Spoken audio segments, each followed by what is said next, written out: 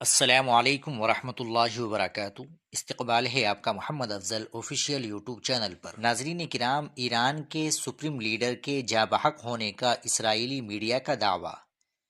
اسرائیلی وزیر اعظم نیتن یاہو کے بیان کے بعد امکان ہے کہ ایرانی رہبر اعلیٰ اب نہیں رہے۔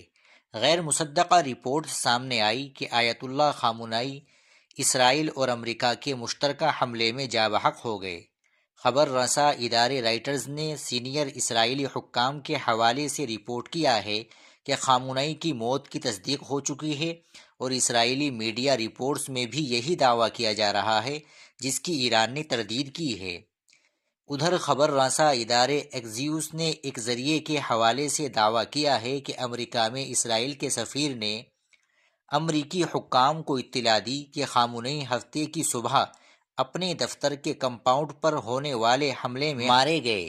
اسی طرح نیوز 12 اور ٹائمز آف اسرائیل جیسے اسرائیلی ذرائع ابلاغ نے بھی حکام کے حوالے سے خامنئی کی ہلاکت کی خبریں نشر کی ہے، لیکن ایران کی جانب سے اس خبر کی تردید کی جا رہی ہے۔